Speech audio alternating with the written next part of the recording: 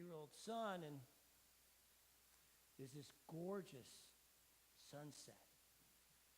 And they're both looking at it, and the mom's talking about how this is incredible, stunning painting. You know, this was painted by God. And the little boy goes, yeah, he did it with his left hand. And she goes, huh? Why his left hand? Well, because the preacher says Jesus is sitting on his right.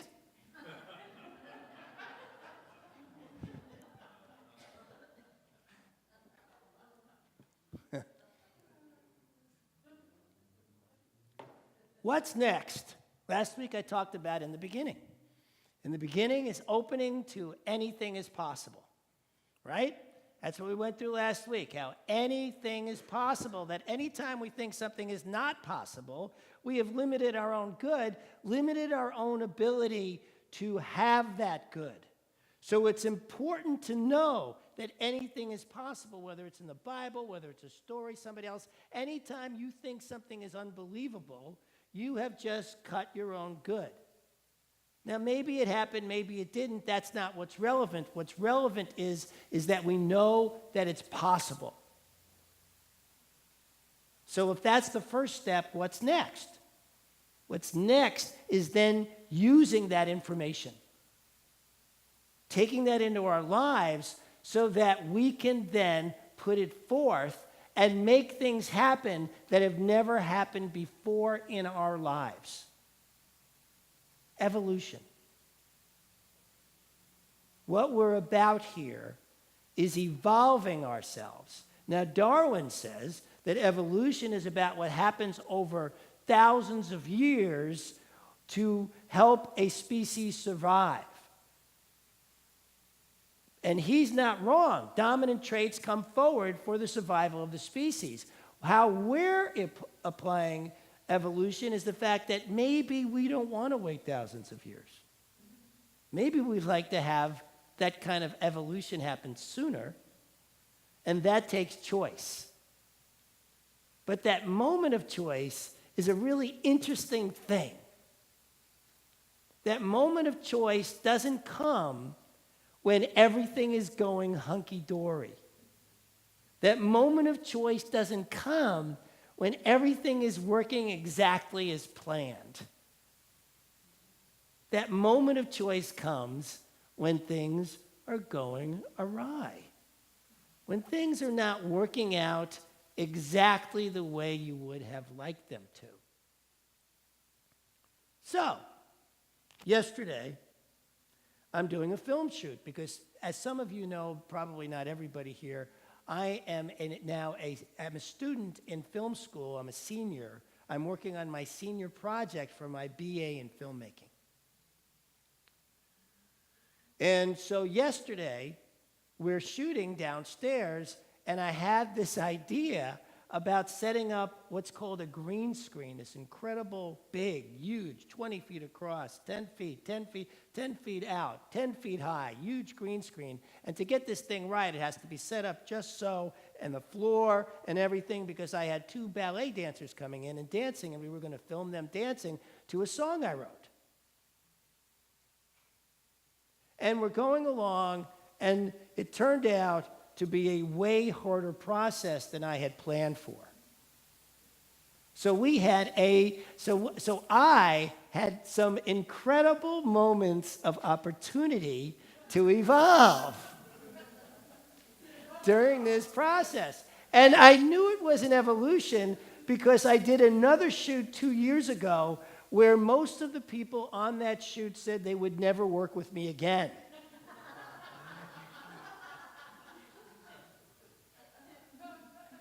So I had an opportunity to evolve. Now, one of the reasons I'm pushing so hard for my own evolution is that I am your senior minister, right? Being up here, I got to walk my talk, so it really puts me in a situation where rising, it becomes even more important. Now, it would have been important anyway. I didn't want another situation where I worked through a crew that then said they would never work with me again, right? So there was that, but there was more than that. There was how I want to be in the world. And so one of the things I bring to you today is you need a motivation to change.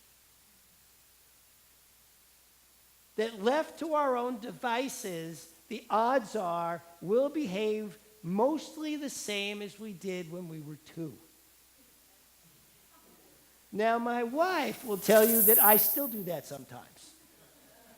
And I would love opportunities to throw a tantrum and stamp my feet.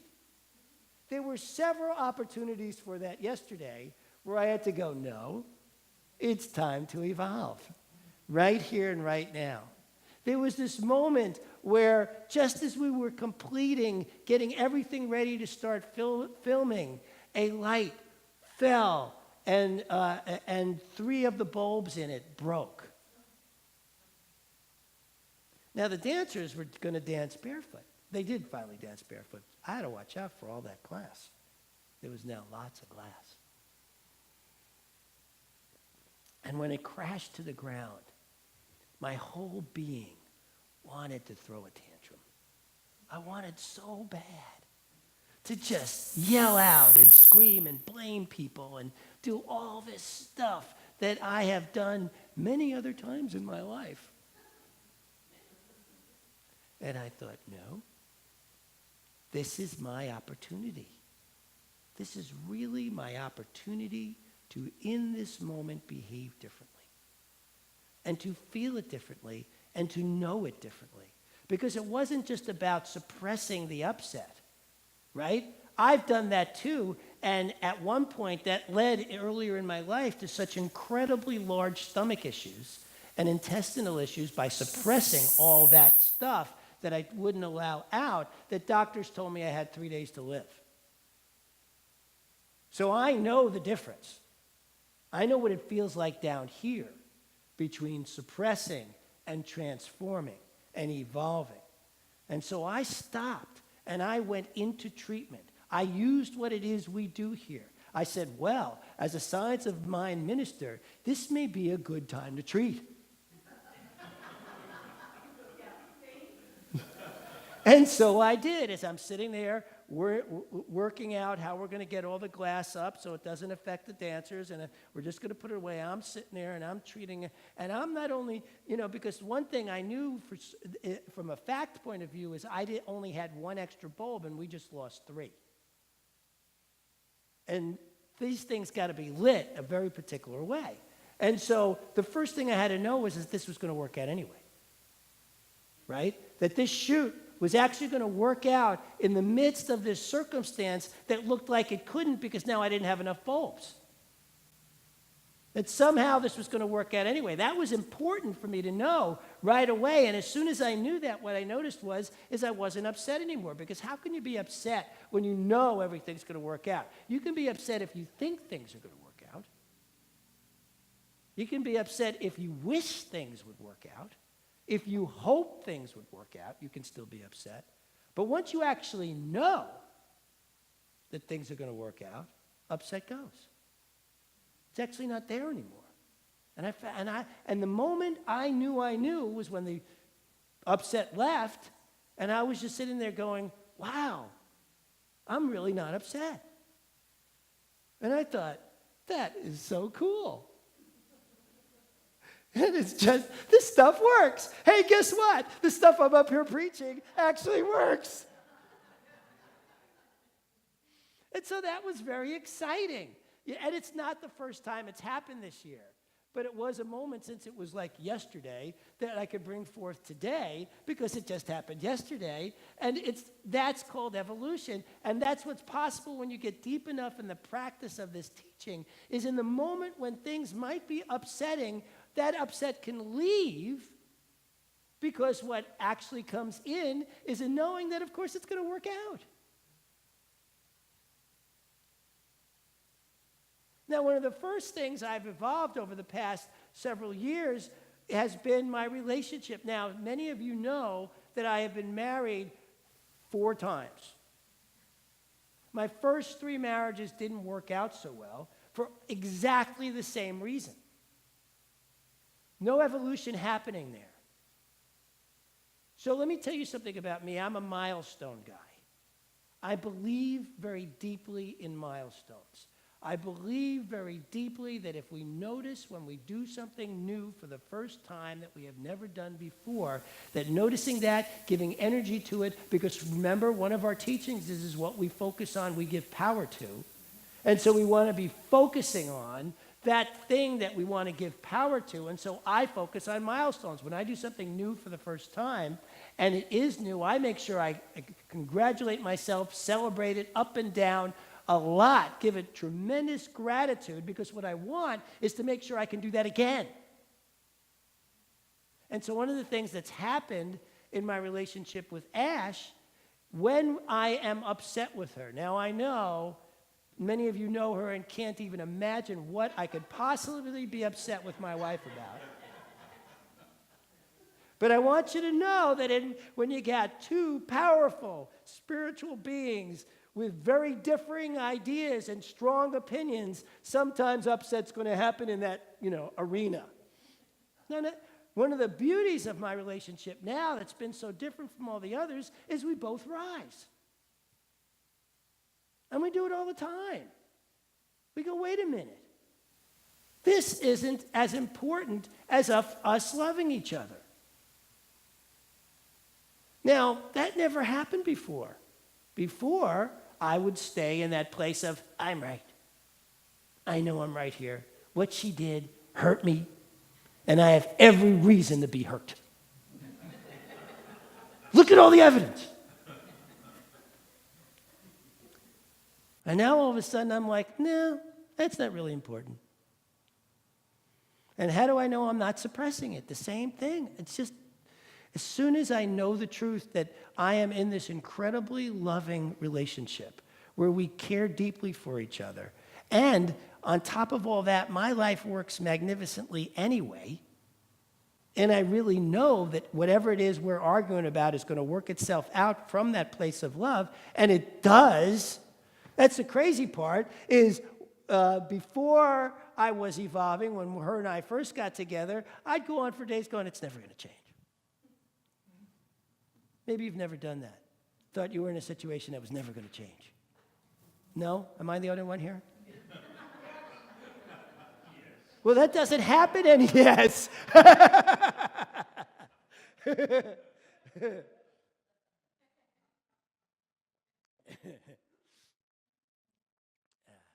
Ernest Holmes tells us, to abandon the truth in our hour of need is to not understand the truth. To abandon the truth in our hour of need is to not understand the truth. What better hour of need than when I'm upset with my wife? To remember the truth, that we are powerful, creative, spiritual beings who love each other deeply, who are actually on each other's side. So, of course, whatever it is we're arguing about is going to work out. I did not do that in 3 other marriages. I am so glad I do it in this one. And I have a wife who does that too, which is even better. And so we work on that together, constantly remembering the truth. And every time we remember the truth, our relationship gets better, and there are new milestones, and we behave differently with each other, and new things pop up that I've never had in relationship before, and I look at those, and I write them down. Every time there's a milestone, something happens in any area of my life, I make sure I write it down. Because I want to give focus to it, because what we give focus to, we give power to, right? And so by writing it down, I give it this extra power, since that's what I want to be showing up. But it starts by having the motivation. What are you doing in your life to motivate you to be a better person? Reminds me of the movie As Good as It Gets with Jack Nicholson. Remember that scene? Any of you have seen it. There's this great scene where they're sitting in the restaurant, and Helen Hunt is asking Jack Nicholson for a compliment. And finally he says, "You make me want to be a better man." And that's how I feel with my wife, that being with her makes me want to be a better man. That's how I feel being here with you on this stage and running this center every day, is being with you makes me want to be a better man. And so you need that in your life. You need to be doing something that makes you want to be better. Because if you don't have that level of motivation, what's going to motivate you? What's going to make you want to behave differently and not fall into the old pattern? So you want to take on something, whatever it is, whatever matters to you, whether it's a relationship, whether it's a dream, whether it's whatever. But you got to find something. And don't say, there's nothing in my life, nothing matters to me. All that means is you think your dreams aren't possible and have given them up, because we're all born with dreams. We're born with them. They don't just, something we make up as we go along. We're actually born with them. We're born with a reason for being. And then maybe in our childhood, we had a whole bunch of folks who said there's no way you can do that, and at some point we bought into that. And if we bought into it, then we'll be sitting here going, I don't really know what I want. But what I've discovered is everybody knows what they want. They just don't know what they want second. Because they think what they really want isn't possible. So if you're a person who's sitting here going, I don't know what I want, it's because you don't believe it's possible, not that you really don't know what you want. And I promise you that if you gave me less than 10 minutes of your time sitting in my office, if you think you don't know what you want, we'll find it in less than 10 minutes. Because everybody's got that. We're all born with it. The problem is, many of us bury it. We don't think it's possible anymore. We're too old. We don't have the talent. We can't do this, or it's this. We don't have the money, or we don't have the time. Whatever it is, there'll be something in there that if we got out of the way, you'd be going, if I had the talent, then I could do that. Yeah, I'd love to be doing that.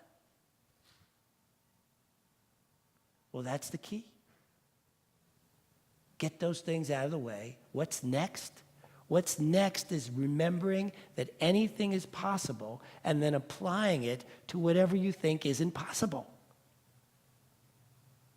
What's next is getting a dream big enough to get you to want to be a better person. Because we all have the possibility of evolving through our choice of wanting to. You gotta wanna. You gotta wanna move forward. You gotta wanna be bigger. You gotta wanna do more. And it has to pull you so strongly that when you're in a situation where you're behaving the way you always behave, it's what gets you to change. Remembering, oh yeah, I really want to be bigger than this, and this is why. I want to be bigger than this for you. I want to be bigger than this for my wife. I want to be bigger than this for humanity, because we need as many people growing and evolving as quickly and as big as possible. This world needs us. It needs these teachings in ways as never before. This world needs people who stand in knowing the truth. Not just hoping for the truth, not just guessing, not just wishing, but willing to learn these principles deep enough where you know it. Because the second you know it, everything changes. Now, I am not talking about changing so there's more money in your life. Though, if you take this on and change it here, more money will show up. I'm not talking about better health. But if you take it in and you really know, better health will show up. I'm not even talking about better relationships. But if you take it in and you know, those relationships will show up. Every single time. The knowing comes first.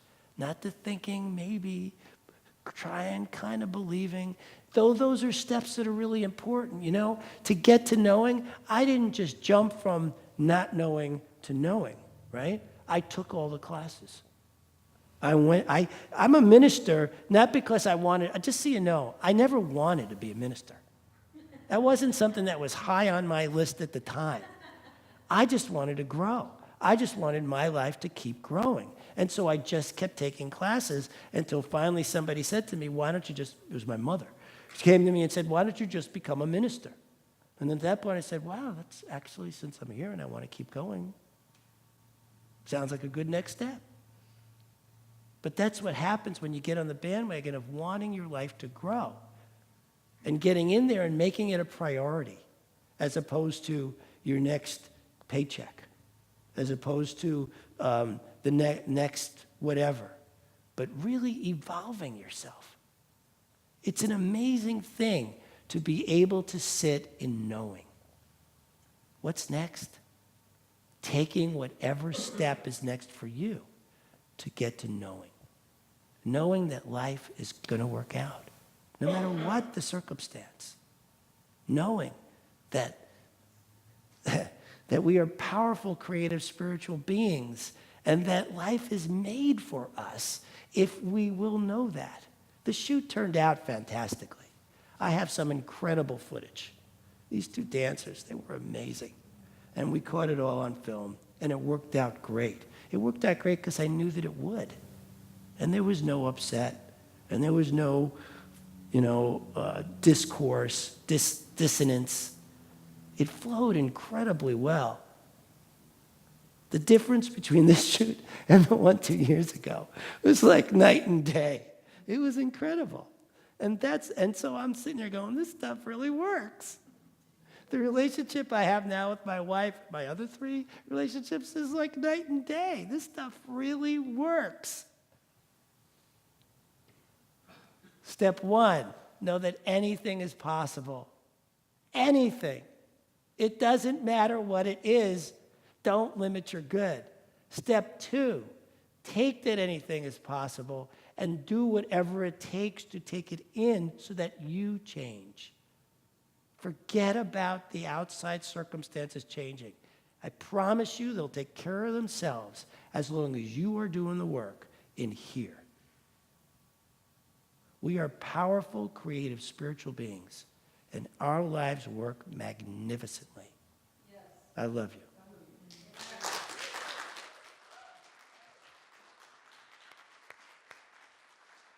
All right, take out what you're going to give. Unfold it, uncrumple it, and hold it in your hand. And remember that this is God too. Hold on. This is God too. This is how we get the law of circulation going. What we give, we receive multiplied abundantly. We are moving God out. So God comes back. That's what we're doing here. That's why we hold it in our hand. We are infusing this with our own God power as we send it out. Let's repeat this together. God is the source of all supply. Money is God in action. What we give, we receive multiplied abundantly. All that God is, I am. You are the face of God. I hold you in my heart. You are a part of me.